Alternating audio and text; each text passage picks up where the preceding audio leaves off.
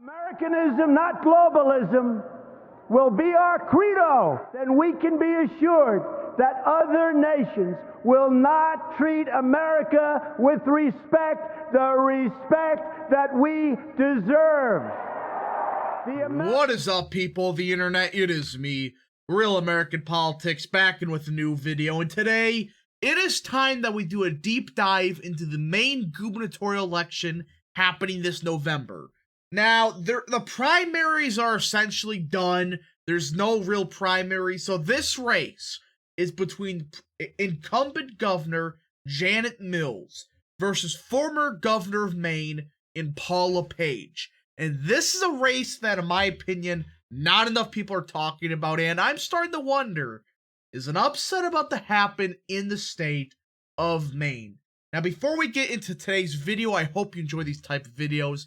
If you do, smash that like down below, subscribe, share it with friends, hit the little bell, and yes, of course, go follow that mysterious Twitter account in the description down below. Also, follow my Truth Social, follow all the other alt-tech accounts. And, yeah. So, Maine. I know I did one video a couple months ago on the state of Maine and how is it trending, but this video will be particularly focused on the gubernatorial election. Now, for a while, I was believing, okay, this race is going to be closer than usual. The reason for that is simple. Paul LePage is a former governor of the state of Maine.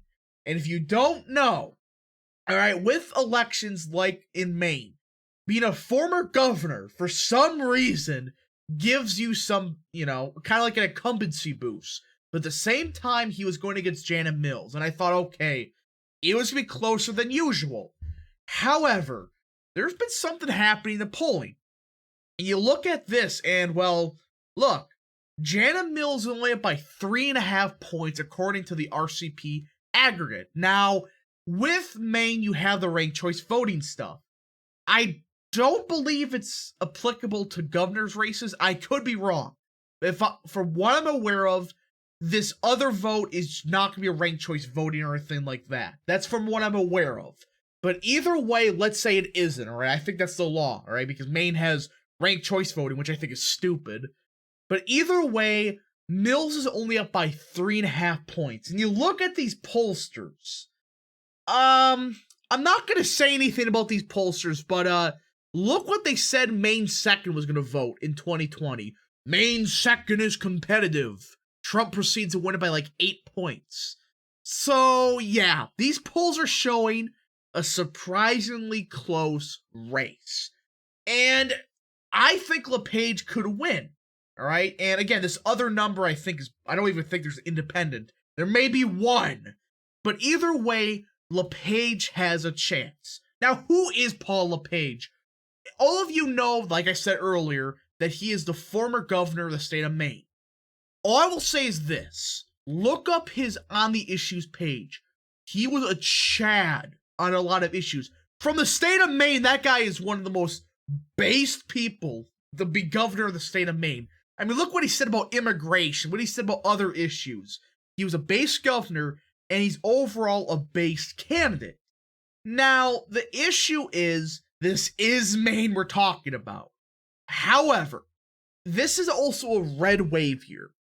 And this is where we're going to be seeing, in my opinion, some very unique shifts happening in the state of Maine in 2022. Now, this is the map of Maine by township. Again, it's best to look at states like Maine, New Hampshire, Connecticut by township. They give you a more accurate, detailed result of how the state voted. And as you can tell, the more northern part of the state voted heavily for Trump, alright? Like 70, 80% of the vote in some townships. And then you go south, and you notice there's this one giant blue blob. Portland. It's not Portland, Oregon, but it's damn close. Why is it every city called Portland is basically the exact same? I mean, look, the rest of the state is, in my opinion, a very independent-minded state. But Portland is just why? It's literally the Portland of the East. That's not even a joke. It's the same name, and quite frankly, they have some very similar policies. But either way, you see there is a lot of red in the northern part of the state. But that's not how a Republican could win this race. It's down here in the southern region. Ignore Portland, all right? That part is state's, gonna stay 80% Democrat. It's mostly these townships in the, southern half that's not really Portland.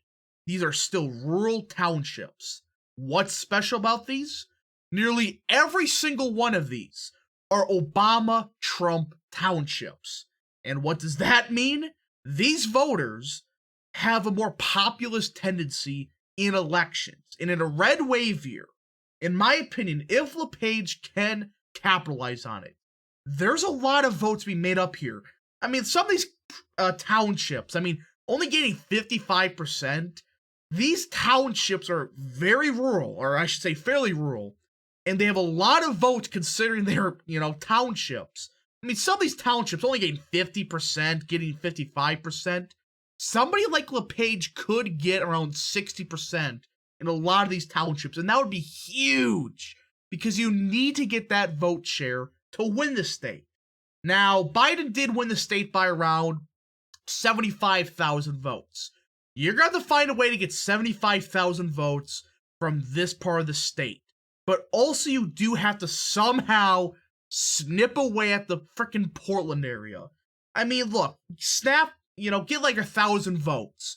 If you do that, it's still, a lot of votes to be made up, but it's still easier than, getting absolutely obliterated in Portland, which you're still going to, but you gotta find a way to slim down these margins in the Portland area. And LePage actually had a fairly strong showing when he last ran for governor in, I think it was 2014. And again, that's a red wave year. But this is a more red wave year than it was in 2014. So there's a chance that LePage can, do a bit better than Trump in this part of the state, which is good. But he needs to make all these, light red / pink townships ruby red. That's how he can win this race. Also up here, some of these townships, there's no reason for them to be, pink. They should be deep red, ruby red townships. They're extremely rural, and they have a fairly working class tendency. And LePage can do that. I consider LePage the Trump of Maine, though he's not exactly the most pro-Trump guy. It's kind of weird, but it is what it is. So LePage can win this race. It just all comes down, in my opinion, to this part of the state, the Trumpian part of the state. That's what I call these voters. Obama-Trump voters are Trumpy voters. If LePage can get these voters out in record numbers, he can win this race easily. It's just Democrats, they're going to have lower turnout. So that's why he can get 60, possibly 65% in a lot of these townships. You start doing the math, yeah, he has a serious shot of winning in the state of Maine in 2022. Now, for the future, look, I think a lot of these townships will continue to trend Republican. The issue is, Portland is just too big. The rest of the state's trending Republican. It's just this freaking city right here, Portland and South Portland, of course. Whoopie-doo, they vote the same, alright? They have different names, but they vote exactly the same. And they have a ton of votes. So outside of a red wave year like 2022 will be, it's going to be hard for Republicans to replicate a victory. Though I do think LePage has a chance. He's showing in the polls, and he has won in the past. So he just cannot get crushed in this part of the state, and he has to find a way to get these Trumpy voters out to vote. Anyways, I hope you enjoyed this video. If you did, smash the like button down below, subscribe, share it to friends, hit the little bell, and yes, of course, go follow that mysterious Twitter account in the description down below. And yeah, thank you so much for watching. We'll see you guys in the next video. Godspeed to all of you.